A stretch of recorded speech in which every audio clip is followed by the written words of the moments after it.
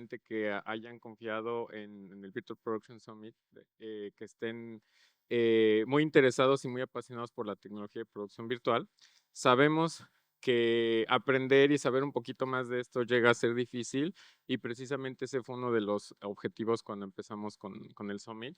Queríamos compartir hace 3 años con gente que nos preguntaba, oye, ¿cómo se hace esto? ¿Y por qué esto? ¿Y de qué tecnología me recomiendas para hacer lo otro?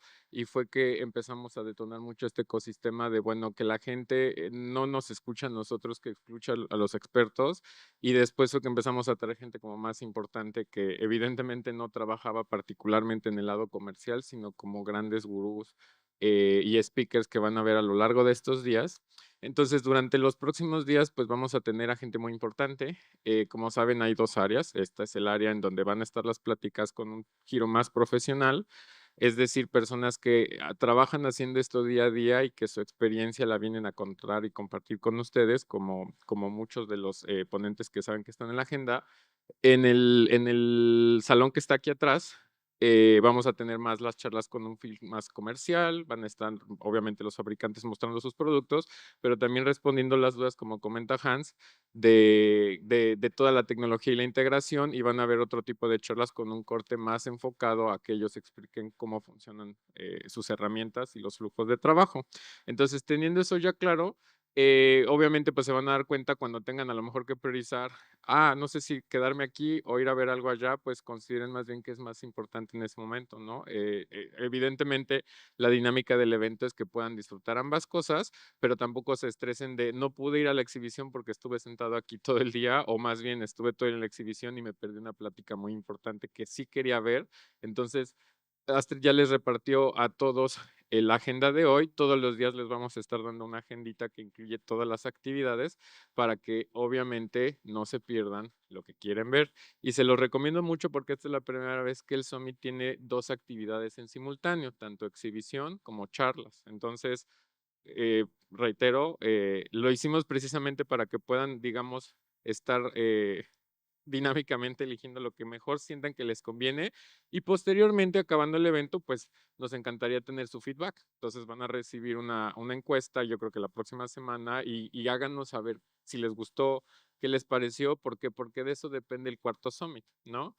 Hay un último anuncio que quiero hacer. Si son educadores, si enseñan, si están trabajando en alguna institución educativa, si tienen bajo su cargo gente que está en el futuro aprendiendo producción virtual, contáctenme porque el domingo tenemos un desayuno para educadores exclusivamente, en el que obviamente queremos platicar más con ustedes porque sabemos que la plataforma educativa, pues precisamente es el motor que está moviendo a la industria en Latinoamérica. Eh, Y digo, si quieres nada más para complementar, en esta comunidad que estamos creando, insisto, al final de la presentación de Eric vamos a poner un código QR. Es una comunidad en Discord, tenemos ya aproximadamente 1,500 personas de la industria, entonces es muy importante que también puedan como generar contenido y subirlo a este tipo de plataformas, porque hay bolsa de trabajo, hay gente súper importante donde incluso en años pasados se han creado empresas gracias a esta comunidad y han salido clientes muy grandes de otros países que vienen a Latinoamérica a producir este tipo de cosas, ¿no? Entonces, es muy importante que al final puedan inscribirse a esta comunidad y bueno. Es correcto, y esto es muy importante, como menciona Hans, porque como se pueden dar cuenta, el evento creció porque es el resultado de una comunidad que está como creciendo en paralelo. Entonces, este evento hace 3 años, pues eran tal vez como 60, 70 personas a lo mucho, y ahorita pues obviamente estamos esperando a más de 900, casi 1000 personas que itinerantemente pasen por toda esta plataforma, evidentemente en sus distintos niveles, gente profesional como ustedes que está muy interesada en lo más técnico y especializado, pero también gente que está muy interesada en solo saber qué es eso de la producción virtual, que vienen a la exhibición, ¿no?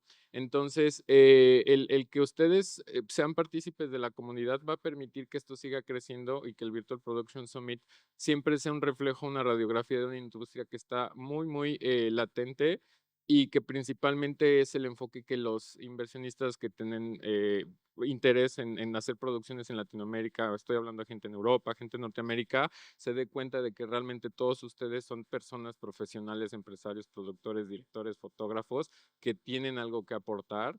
Y créanme que por eso precisamente cuando invitábamos a los speakers les decíamos, más bien No queremos que vengas solo a compartir, queremos que vengas a conectar. ¿Por qué? Porque sabemos que vas a encontrar mucho de valor. ¿Sale? Entonces, bueno, creo que es todo. Sí, digo, nada más agradecerle también a todo el equipo de Madis, que digo, este venue fue gracias a ellos y también toda la coproducción. Entonces sí me gustaría pedirles un gran aplauso a todo el equipo que han hecho Sí. algo increíble. Y bueno, creo que le cedemos ahora el micro a Azul. ¿Quién va a ser nuestra host? Perfecto, muchas gracias. Gracias. Gracias. Bueno, bienvenidos a todos a este Summit, uno de los más importantes eventos de tecnología. Quiero presentarme, mi nombre es Azul Vidal, no es mi nombre artístico, es mi nombre. Soy chilena y voy a estar acompañándolos estos 3 días. Así que bueno, primero darles la bienvenida a todos y contarles que este tremendo evento está presentado por Godox. Durante los próximos 3 días vamos a explorar cómo la tecnología está transformando la creación audiovisual. Este encuentro reúne a profesionales, artistas, instituciones y empresas que están impulsando el desarrollo creativo y tecnológico en nuestra región.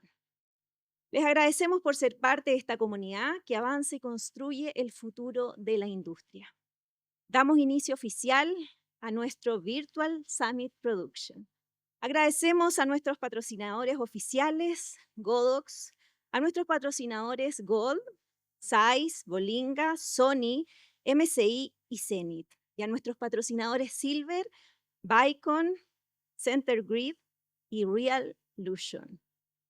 Entonces, para comenzar, tenemos un tremendo invitado. Nuestro primer invitado es Eric Weaver, figura destacada en producción virtual y uso de inteligencia artificial aplicada al cine. Ha trabajado con Amazon y Sony, liderando proyectos que integran herramientas digitales, entornos virtuales y flujos de trabajo avanzados. Hoy nos presentará con estas tecnologías, cómo estas tecnologías están convergiendo y transformando la industria. Agradecemos nuevamente a Godox, Zeiss, Bolinga, Sony, MSI y Zenith por su participación. Quiero que le den un fuerte aplauso a Eric Weaver.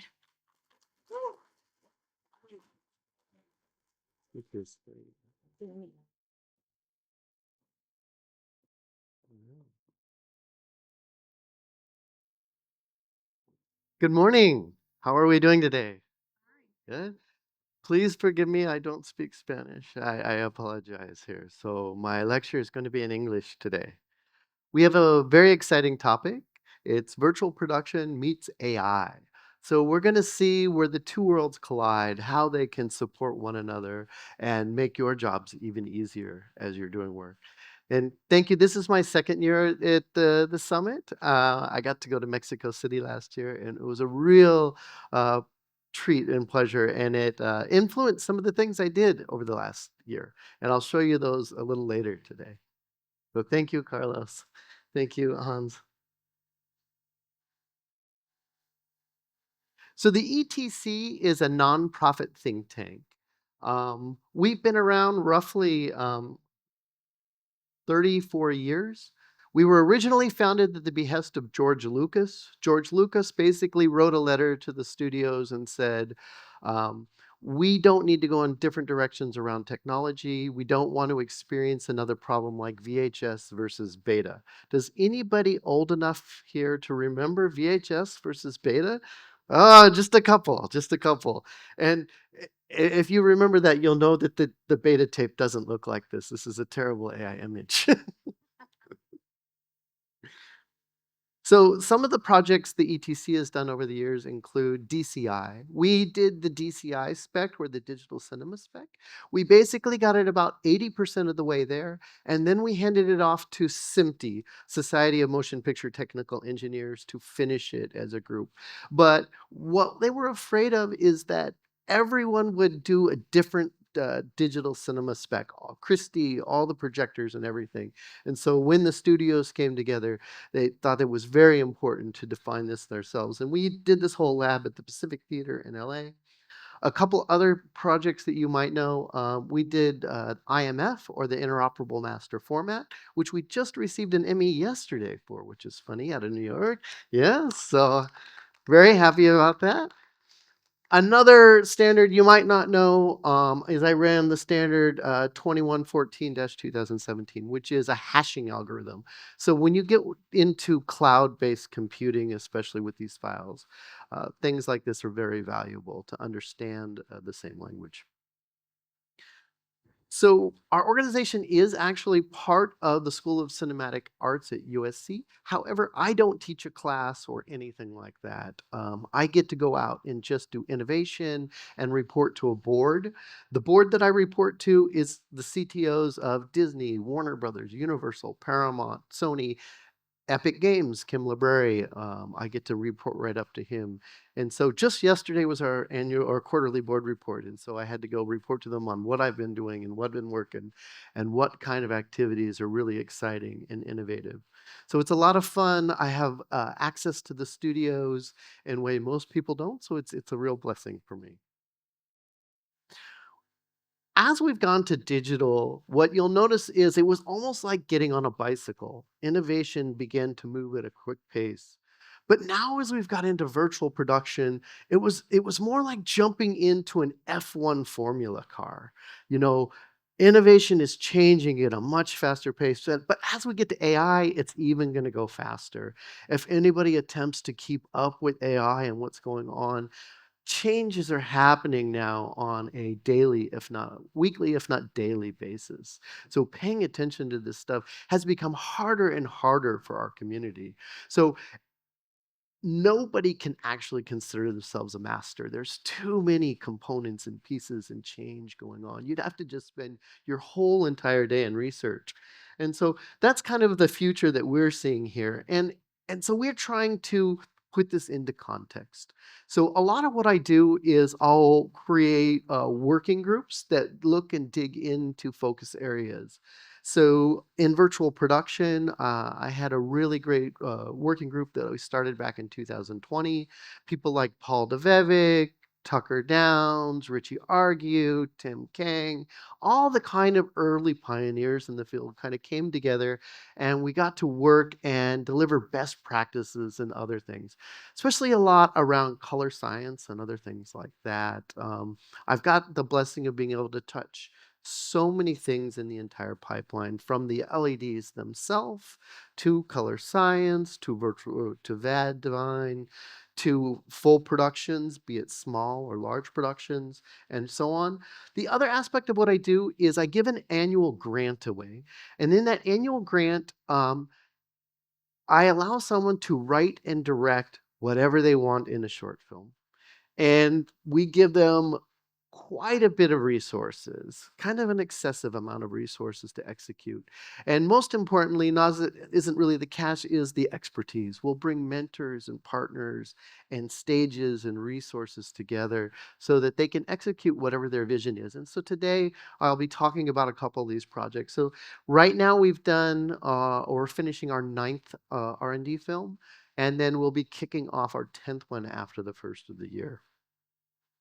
So one of the other things, here's some of the big ones we've done in virtual production.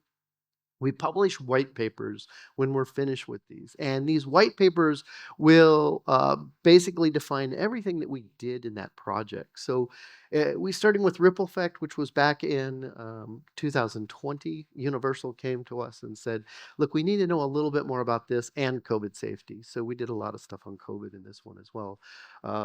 All these are online, so we give all of our knowledge away. It's completely free. This document was primarily written, or a bulk of it was written by a woman named Catherine Brillhart. Catherine Brillhart is currently doing Fallout and Fallout Season 2, so she got a real wonderful launch pad for her career and what she's doing there. But it is a wonderful documentation of understanding how to set up and execute shots on these things. These are all about 150-page white papers. So there's quite a bit of detail in documentation. Fathead, Europa was our recent, and I'll actually get into Europa a little bit more as we go on. So my very first shoot, Universal came to me and they said, look, I really want you to do a virtual production shoot, and this is 2020, and I didn't realize there really wasn't stages in 2020 20. There was very, very few, if any, stages. And finally, I found this place in Pacoima near LA, and the guy was a concert venue individual. And obviously, during COVID, there really wasn't that many concerts. So he had all this LED in his warehouse and stuff. And he's like, I want to do virtual production. Please come to our stage. And a really interesting story here is the car in this scene. Somebody came to him and said, please give me some panels. I'll give you my car. And he thought it was a joke. And the guy never came back for the car. So he traded some older panels for, I think it's a Lamborghini, I think. But so he ended up with the Lamborghini that just kind of got in the way, honestly, because he didn't ever really drive it. It just sat in the studio. But we probably did every wrong thing possible on this particular production. We blew the power out. We turned the whites up to 100% and, fried the system. The generator had to go reboot it and everything. It was the middle of the summer in Pacoima, which is very warm, so our air conditioning went out. We had lots of fun experiences on this particular project. My second major shoot was on Amazon Stage 15. So I was the very first person to get to shoot on this stage. This particular production is Fathead, and you can kind of see it, but to get a better idea of how large this stage is, I have this right here. Let's see if it's going to play.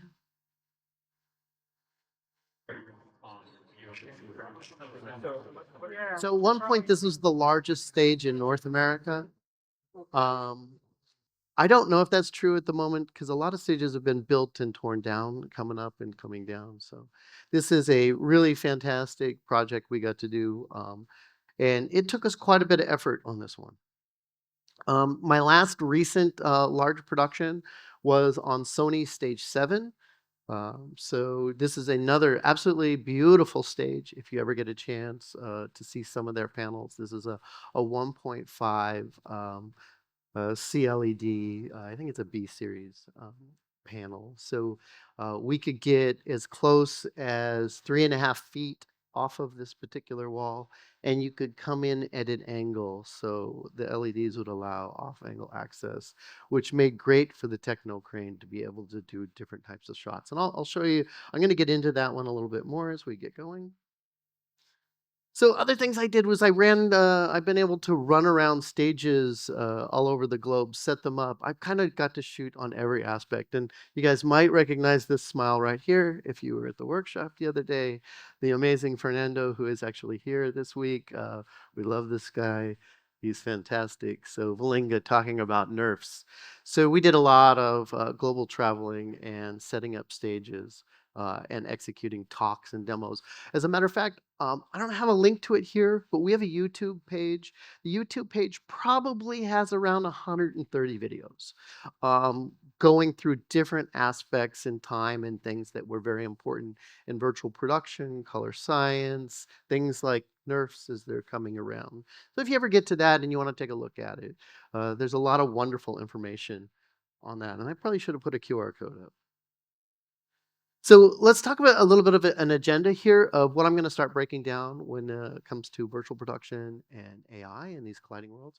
I'm going to first look at Europa, my last major virtual production shoot, and talk about what aspects in that began to touch AI. Then I'm going to just point out a couple quick solutions and a use case out there in the market. And then I'm going to talk about where we are now and what the kind of work we're pushing forward on at the ETC. We can't help ourselves. It is in your nature to give. Ours to take. Our need to be first. To be the best. Threat.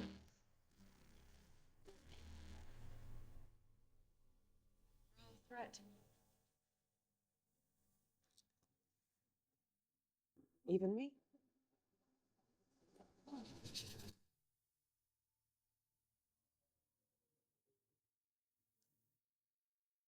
So that's Europa. Europa is our latest virtual production piece. It actually just premiered at Las Utopias in France recently, back in October.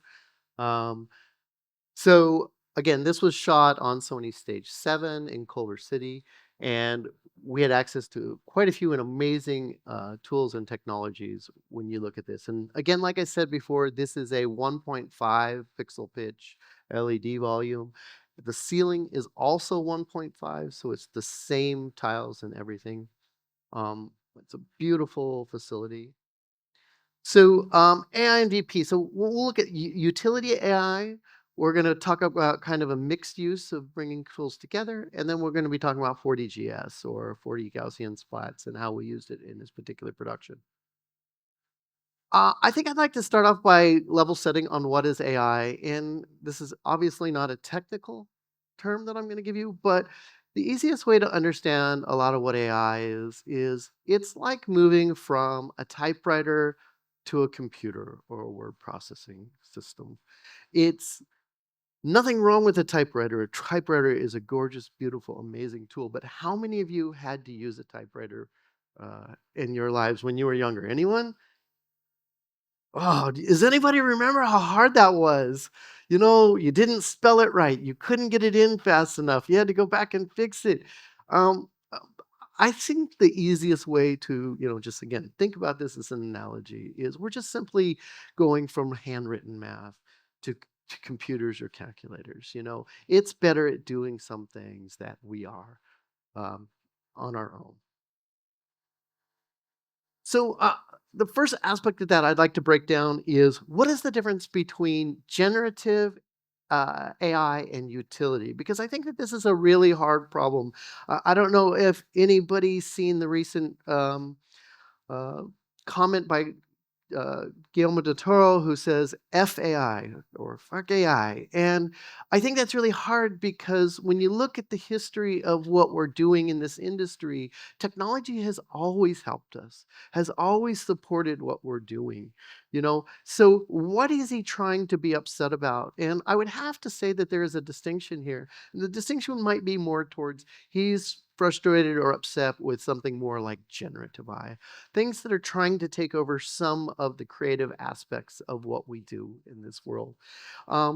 Utility AI, though, is absolutely critical in what we do. I don't know that you can actually make a film today in this modern age without touching some aspect of utility AI because it's becoming naturally built into all the tools that we use. Blackmagic is a sponsor here, and some of these aspects are there. And also sometimes people will refer to utility AI as machine learning. So really much of what we're doing is all actually machine learning. We're not to a general intelligence or anything like that quite yet. But you can clearly see, this is much more for helping develop creativity and pieces of look, feel, understanding versus, rotoscoping and other things that we really didn't want to do anyways, that are just very challenging for humans. Now I'm going to go backwards. I'm going to show you a piece right now that we just finished and is about to release. This is called Chickaboom. So Chickaboom is originally was only intended to be generative AI when we started on this project. And so I'm coming backwards so I can kind of show you a little bit of an example of what generative might be here. And this would be a primary animation pipeline if you're taking a look at this particular pipeline. And we were trying to say, if we're doing animation and we want to speed up the process with utility AI, how do we do that? What can we do to begin to adjust or change or look at this in a new way? So now that we took the pipeline itself and we began to look at what kind of tools work the best here. What can we begin to put into these components in which it will speed up our development process, what we're doing, all of that along the pipeline. And so you might recognize some of these tools. I don't know. I mean, again, Unreal is very common to most of you, so that's why I wanted to also use this use case, but you're probably not much into animation. But so let's go back and let's look at the Europa workflow. So when you get to something like Europa, this is a very sophisticated workflow. And and I know you can't really read that. That's an eye chart. If anybody wants this data, my slides you're welcome to have them if the conference organizers want to pass them out or something like this. But it is quite a bit of effort when you're going from one end to the other in understanding all of these components. So I'll talk real quickly about three major aspects of that particular production. The first major production piece would be basically the utility AI and understanding the metadata. In a modern film, everything is about data, data, data, and metadata. It's such a critical component of what you're doing here. And understanding who and what and where the data needs to go. So we used a tool out of, it was called, actually it's on the prior side. We use Rebel Fleet's console system, which you can kind of see up here. The console system was a system that was designed to grab every single piece of data we possibly could, from the lens data to the camera tracking data to the script reports to the script notes to the script itself. Every single thing we did, we grabbed and dropped into console in this particular problem. And what you typically have is a problem in which you're either doing what's called a sidecar or embedded metadata, which make files very large, cumbersome. A lot of people will delete a lot of the data along the way. This particular system basically used something I would refer to as abstraction, or creating a secondary database that referenced all the data, and then eventually would only send the data to the groups that needed it. So if VFX needed the camera lens data or any of the things like that, they would be able to send that. And this is all stuff that becomes so impossible to track if you're doing this all on your own. So another one on the utility side that we did was rotoscoping. So all of this stuff up in the corner, your auto rotoscoping, a tool like Copycat out of Nuke, or Big Cat, which is coming around, are very interesting and easy to use tools that will begin to simplify some of the process. Because everyone here who's worked on a VP stage knows every now and then you still have to do some wire removal, some other things, some cleanup, a little bit of touches. The last aspect of this one that was pretty interesting and very complex is that we were shooting with Cook anamorphics on this stage. And if you've ever attempted to use anamorphics on an LED stage, that becomes tricky, to say the least, especially when you get into VFX and cleanup. So the system, basically, we had like each of these lenses came straight from Cook in London, and they basically had them all mapped down to the sub-pixel. I'm not sure what level, but they had it all mapped out so that our VFX artists would know that and be able to marry it to the final shot in VFX. So let's look at a couple of the shots real quick and talk about how all these things kind of marry together. So the shot here where she's in the room is a traditional VFX shot. You have the LED wall in the background giving a lot of light. We're also using IBL, or image-based lighting, that was specifically delivered to us for this particular show so that we could get the proper reflections onto the face. We did a traditional VFX aspect for changing out the water on the bottom here. But in the scene, there's a part where basically the entity tries to touch her hand. That's all AI. Also, little things like basically the vial which is dropped is also AI. So we're combining all of these components to make things work for us, to deliver the final shot. Another one that's a really good scene that kind of shows off exactly, again, what we're doing here is we have a traditional actor who's being hung with wires. floating above the actual LED stage. You have the bubbles, which are in the forefront and the background. So some are on the LED stage themselves, and some are completely AI generated. So this is bringing together all of your techniques into a single shot here so that you can execute across a board of different aspects, to bring the VP and the AI together. One of the other things we considered is we considered fully generative shots on this particular one. So here was a shot that we were looking at. Traditionally, a shot like this might have taken us 2-3 artists, a couple weeks, maybe even a month to work on. We didn't use this particular shot because you can see at the time the AI falls apart. So it's no good. But we knew that eventually we'd get there. And I do say that today I can absolutely do this shot. This is not a problem. But this is a shot that was originally rendered roughly about 2 years ago, year and a half ago, something like that. So we've come quite a ways from then to now. And you might say to me, well, Eric, this is great, but the quality resolution isn't good enough to actually put in a piece. And that's actually not true anymore. So no, you're not going to be able to get anything more than 8-bit color at roughly 720p or 1080, something like that, quality out of these systems. However, you can get to 32-bit EXRs if you understand how to do it or what you need to do. And it is not a simple one button touch. You don't simply go to some place like Wonder or Topaz and push a button and voila, it's fixed. That's not how it works. As a matter of fact, if you don't actually denoise or create noise in there and a couple other things, you're going to magnify compression scars in your content. So most of these models are trained on compressed data. So it leaves a lot of artifacting and problems in your model. So you can't actually just simply get to 4K HDR grades.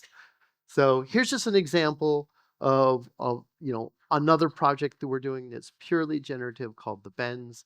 And this is actually some of the part of what we're proving. We have a lot of darks and blacks, and it really caused banding and other problems for us. So after we put it through the process, you can kind of see the difference there. So we are at kind of the edge of you will be able to use these tools. Now, one thing that I do want to clarify to you that a lot of people say to me, well, I can't wait until we simply get 4K renders out of some of these models. Say, I don't know, VO3 or, whatever else. I'm going to expect, but that still's not going to help you. And the reason it's not going to help you is because everything is multi-model. You're not going to use one model to make your film. You're going to use a bunch of models to make your film. And not all of the tools are going to ever get to 4K, 10, 12, 13 seconds, or whatever you need at 16-bit color. So you're going to have to fix your shots, or you're going to have to fix the process as you go along, no matter what. So let's talk about 40GS. So 40 Gaussian splats. Does anybody know what a Gaussian splat is? Yes. Does anybody know what a 40 Gaussian splat is? 40. So a 40 Gaussian splat is a moving Gaussian splat. So it's re-rendering every frame, the whole thing, so that you can basically get movement in your image. I'll do it again. So this is us at a facility in LA where we want to get the motion or the acting from the performance there, and then we're going to be putting it back into the shot. So let's see what this looks like now in the shot.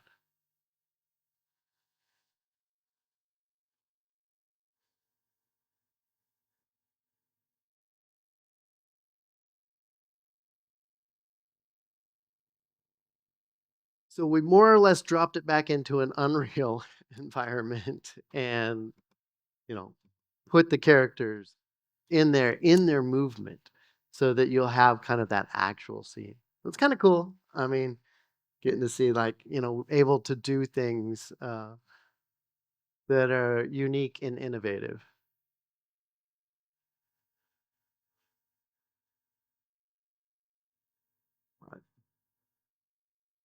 I don't know if you guys know, but I mean, I'll talk about it in a second. Oh, that came out really blurry.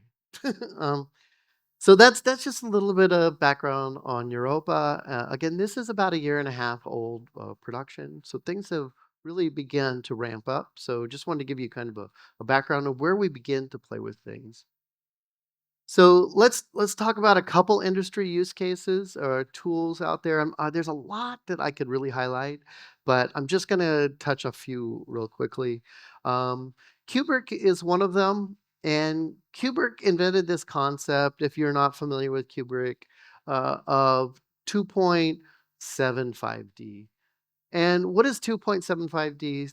It's basically enough parallax so that you can take a generative image, break it up into layers so that you have that ability to use it and track and get your parallax in the shot.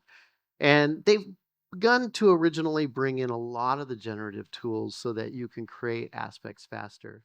So I don't think any of the shots made it into Europa, but originally Pinar showed up at the Sony Stage with a wonderful 2K plate to show off her work, and we said, Pinar, we need 20K. we need a lot more than this, and so we eventually then moved it over to a smaller stage Sony had and demonstrated that, so we knew that we could get it to work. And so one of the things exciting is, from what I understand, I don't know anything about it yet, but she's supposed to be releasing more or less a 2.0 of this particular product. Um, and why I'm highlighting this is the tools that I'm pointing out really are about your ability to move faster in production and on set and having those assets. So I'm going to let this one play by itself. I don't know if there's sound, so.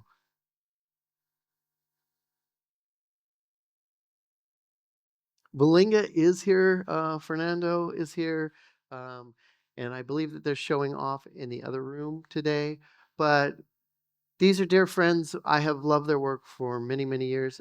I think it's in because they played the music on the other one for the.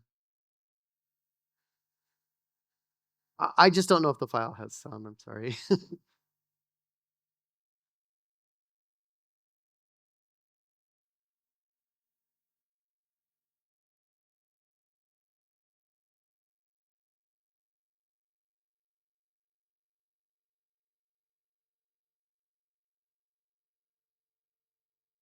So I do highly recommend you go check their booth out. They're going to be in the other room today. Again, wonderful tool. Uh, Gives you a lot of flexibility, especially with bringing real world environments in quickly. So the tools that I'm pointing out, I'm going to explain why I'm pointing out these system of tools. Um, when you look at especially VAD or virtual art department, my dear friend Felix worked on Mandalorian. They delivered this VAD with Happy Mushroom, and they were taking upwards of 9 months to a year to deliver this virtual art for the show, especially in the first season. I don't know how much it decreased as seasons went on. When we did Fathead took us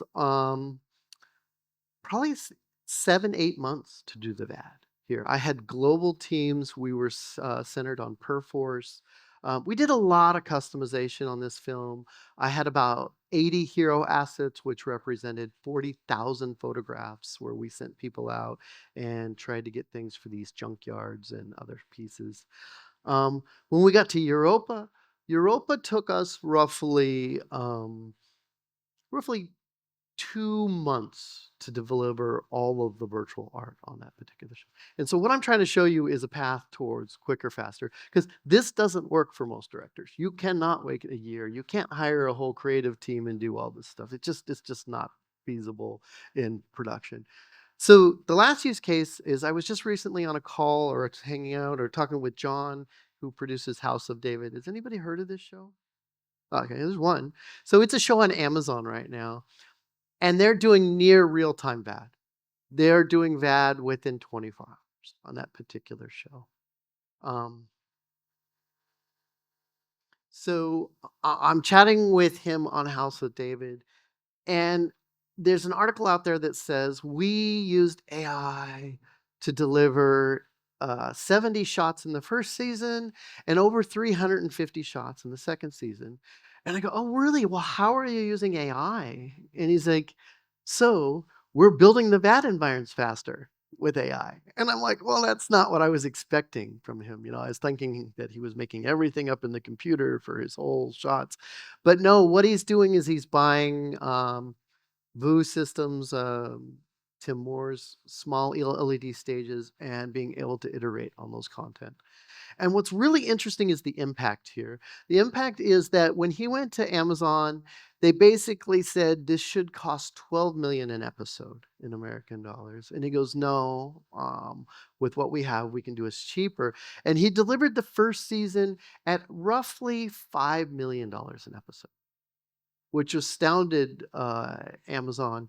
And the second season, when Sid growed, he delivered at roughly $6.5 million an episode, which was grossly under what someone like Amazon typically spends on an American piece, which would be, with this much VFX, which would be around, again, 12-ish million. So I have a really quick clip from him talking. Sorry about a little bit of commercial aspect in the front. Welcome to the Magic Series, made possible by the Advanced Imaging Society, Dell Technologies, and NVIDIA. Hey, I'm John. I am creator and co-showrunner of House of David. It is our company, The Wonder Project's first production in collaboration with Amazon and Prime Video. It's on Prime Video right now. To our knowledge, we are the first or among the first to use generative AI tools to create some of the scope and scale that would have been otherwise impossible. All the footage that you're seeing right now was made using an AI tool set combined with traditional tools. Specifically, episode 6 represents the first scene in a show that's driven by generative AI tools. Now, many other traditional tools were used in the process. Real actors were used to perform the scene, but this represents a leap forward in technology in what we were able to achieve. These tools are more human and more creative and more collaborative than any other tools that I've ever used in a VFX process. I say that as a showrunner, I say that as an AI artist, and I say that as a former animator. Why am I telling you this? I think much of the fear and discussion around these tools are in two categories. Number one, will these tools replace creativity and artistry? And number two, will these tools take jobs in our industry? We have found by using them and taking the time to deeply understand them, that actually the complete opposite is true. They allow me to be more creative as the showrunner. They allow actors to have more agency into their digital performance.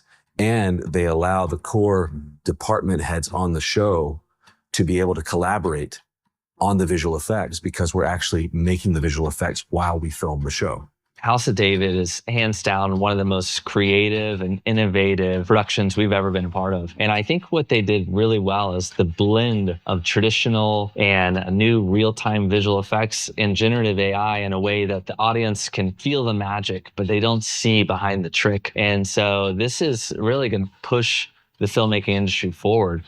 I think this project with John and House of David and the Wonder Project, it really pushed us to think about, all right, how do we make something that's fast, more instant? And that is really what AI can do.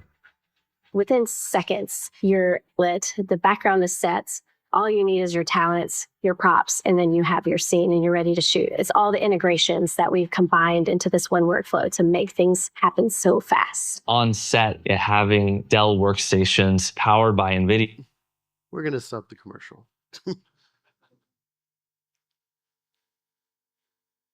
Sorry, I have to find my place back in the presentation.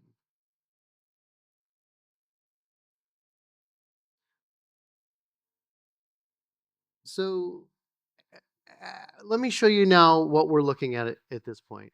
So a lot of my research has kind of shifted a little bit more towards AI because my job is really to stay at the forefront of what's going on out there. And our recent production was really inspired by being invited last year into Mexico to speak at this conference. So we're on a production called Pathways. And I'll do just a quick piece of this. Actually, I'm going to skip it for time. When we were looking at this project, we were really inspired by the work of Garth Edwards. And I don't know, has anybody seen The Creator? Yeah. So Garth was speaking at the Infinity Festival, a conference that I helped co-organize. And he said to us, he goes, I used to have $3 million to do an entire film. That's all I had. And he goes, now I have $3 million to do a scene and I can't finish because I don't have enough money. So he said, what we decided to do, which was very different on The Creator, is we bought $20,000 FX3 packages on B&H, and we handed them out to small teams of 3 people and let them go throughout Southeast Asia and do filming. And then we handed everything back to ILM and let ILM do the hard work of putting the robots, doing all these things. So that's why sometimes it felt very natural, very real, is because he actually used real world environments. As a matter of fact, he said, there's this scene where a guy is smoking a cigarette, right? And he goes, I filmed this guy, and he was just some random dude. And he goes, at the end, the guy goes, why are you filming me, right? And he went back to pay the guy later because he ended up making the movie and he never could find the guy.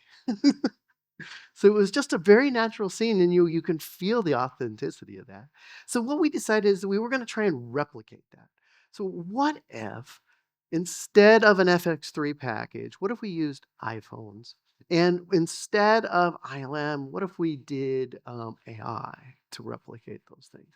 So what you got here is a rig. And the other reason I went with iPhones on this, I can use any camera I want, is that there's LiDAR and depth sensor. There's other components to the sensors in an iPhone. And so that's what we wanted to kind of grab here. And I'm really hoping it will show it to you. Oh, there we go. And if you ever haven't seen an iPhone on a Chapman dolly, it's awesome. It's really great.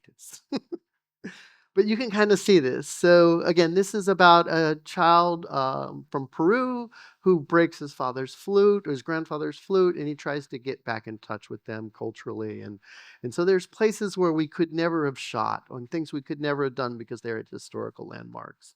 And so one phone is doing the recording, the other one is doing kind of a real-time comp so that you can kind of see what is going on so that it could properly be framed by the DP and the director. And again, this is basically virtual production minus the LED wall. Everything we're doing here is techniques of virtual production. So, you'll get your Blender slap comp here, and then you'll AI retexture and whatnot. Here's another one. You're seeing the scene and how the girl is. And then here's kind of more towards the final shot.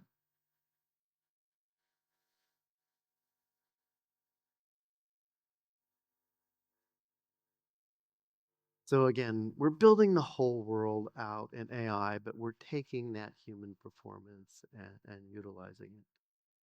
So in case you want to kind of see how this looks like a virtual production and what we're doing here, here's really pretty much a breakdown of the workflow itself.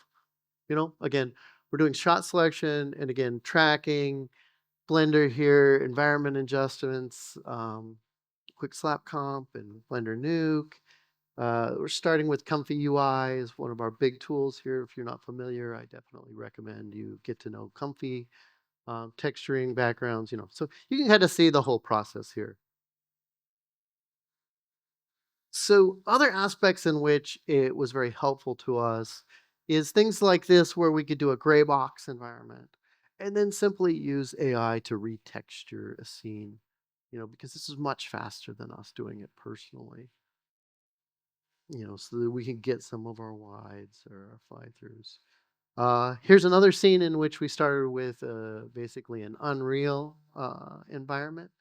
And we decided that they needed to see what it would like to have a river into that. So you can easily adjust, change, manipulate, and add to things. One other tool that we've begun to play with would be Fota. Fota is a guy named Jimmy Fusel who used to be at Netflix. And now we can do digital lens mapping to this. And this is something that would happen at the end when you're working on a particular project. A lot of times when you're coding in AI, it basically doesn't do things like, rack focus or get the proper lens again. So you can just add this at the very end. Here's another one that I think is pretty fascinating. You can now completely relight. If you're not following this particular technology, this is Beeple. And look at this. This is the actual footage. That's the reading. Beeple will give you 7 different comp layers, depths maps, albedo maps, all kinds of stuff. Pretty crazy what's possible at these particular points. So when we did pathways, we had to really shoot with the very neutral lighting because we knew we were going to have to relight later using this tool.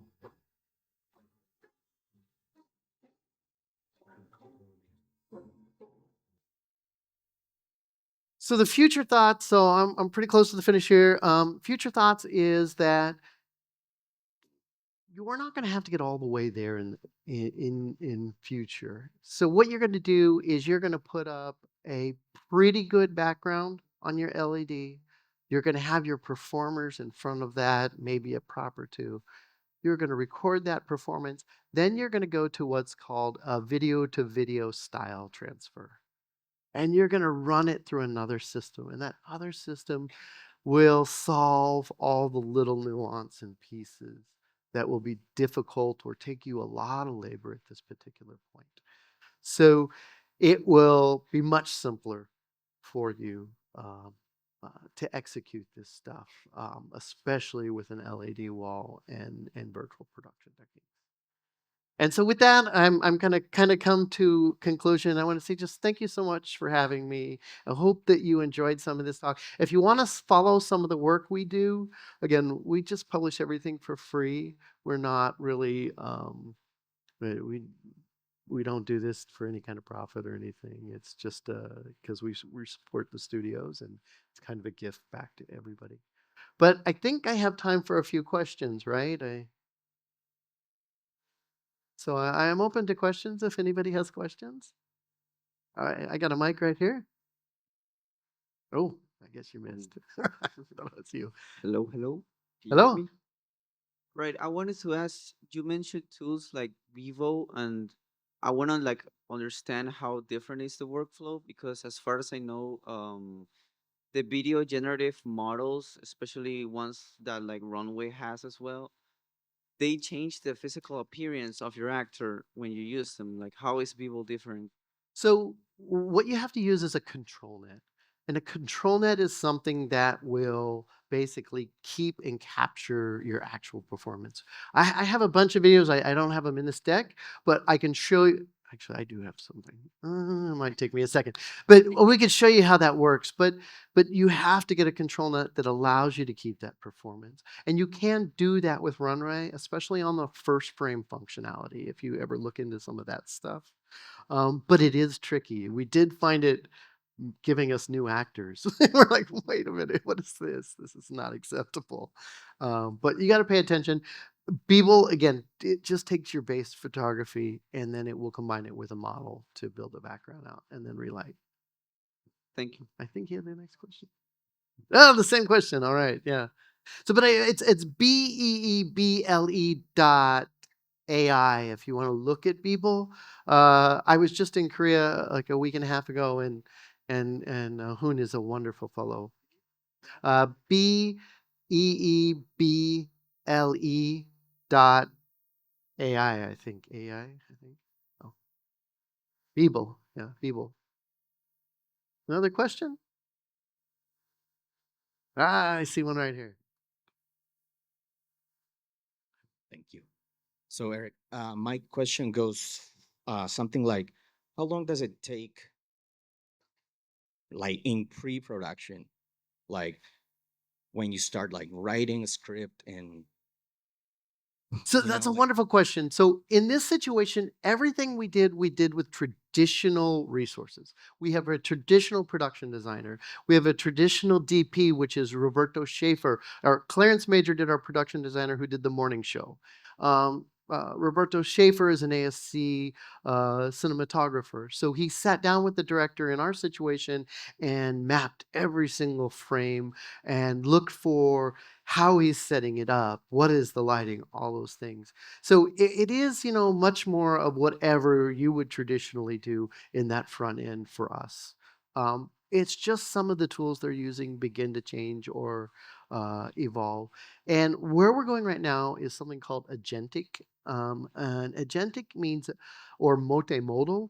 Multimodal is basically multiple different types of models coming together to simplify processes. So you might be able to drop a script in and it could kick out a previs if they put enough notes into how they want something set up, and then you'd clean it up or change it from there.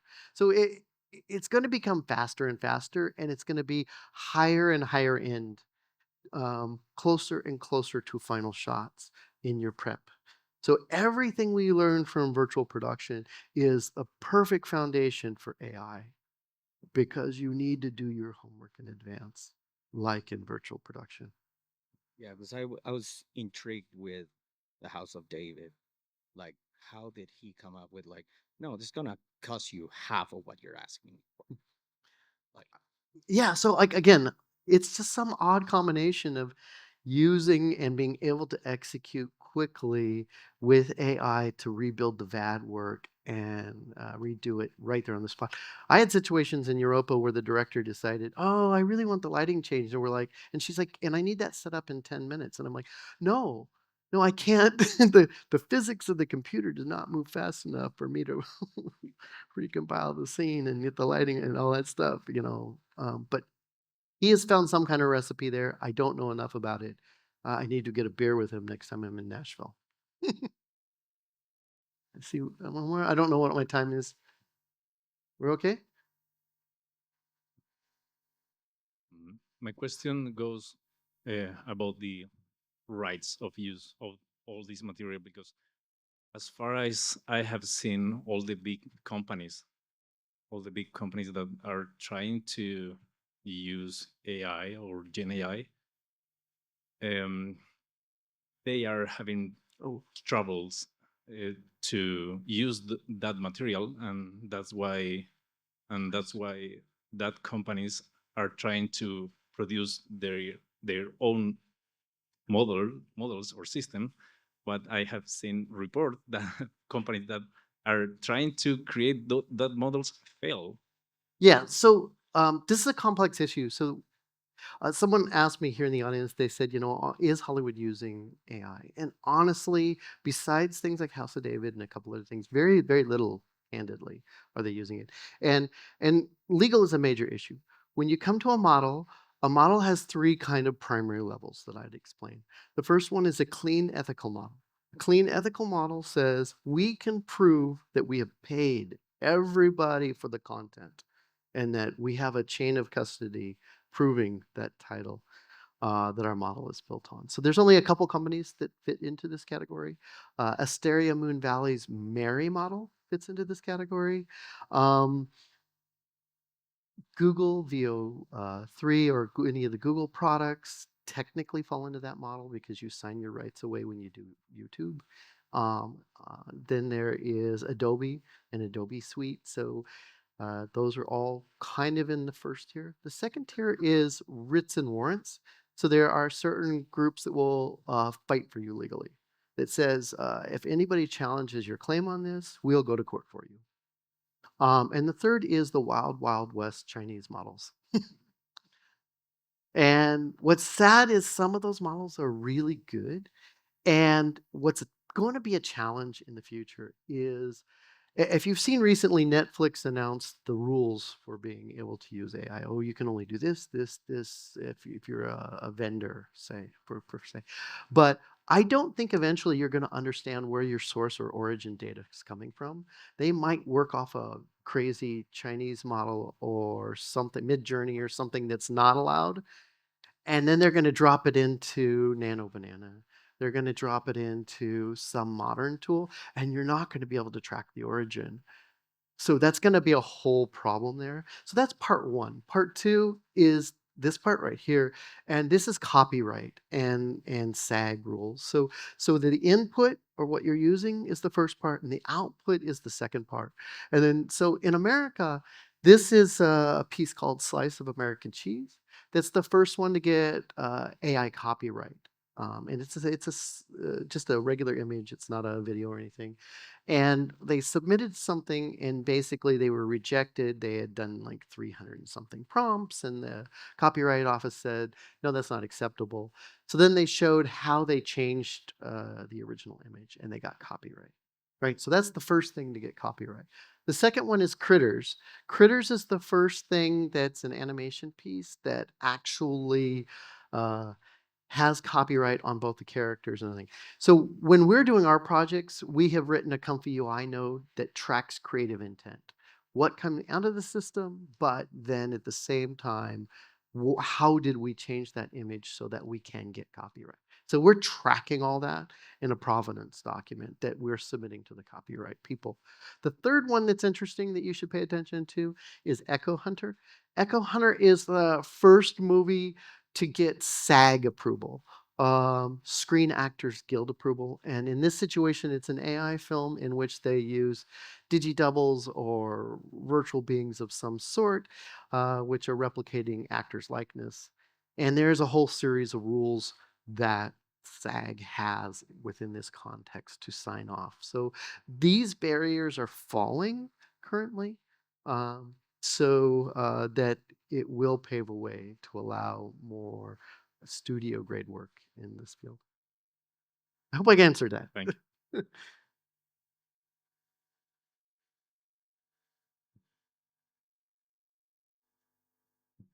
Hello. So about retexturing, the retexturing you showed, does it create the materials and then you can fine tune them manually? And if so, do you have a specific model which you like more than others? And do you know other programs that do the same? So that's a really great question. Yes, we can actually go in and manipulate small aspects.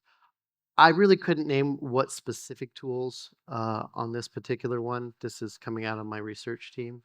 So I don't have an answer for what we prefer on that, but I can look into it and get back to you.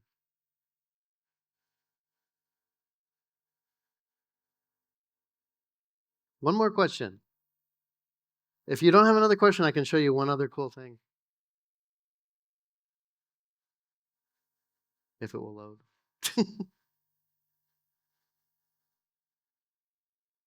Maybe not.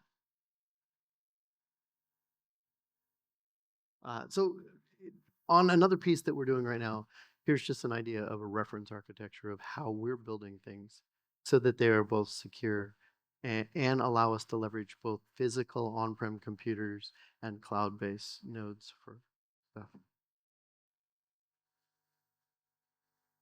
Si alguien tiene preguntas en español y quiere que traduzcamos, también podemos ayudar. ¿Alguien más tiene dudas? ¿No?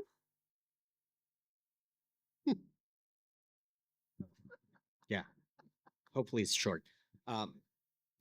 What happens if you're not happy with something that you shot? Can you go back and recreate this? The answer is yes. But you have to have proper clearances with the actor. I don't think you can at this particular point, but there are models that some of us have access to that are on the horizon. Mary is a good example of that. If you're looking at Asteria Moon Valley, you would basically take your Laura model, drop it back into a new scene as a character, and you could potentially reshoot. So what we're moving from is the concept of prompts or words towards motion data and image data. So anybody performing, I can now take that motion data, drop it in, reskin the person to the new or the correct Laura or character, and get that shot. So yes, it will be here within 6 months.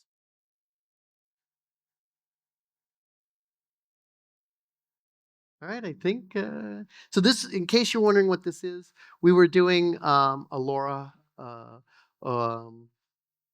a fish because we couldn't find one of the models, so we had to license the image of a fish.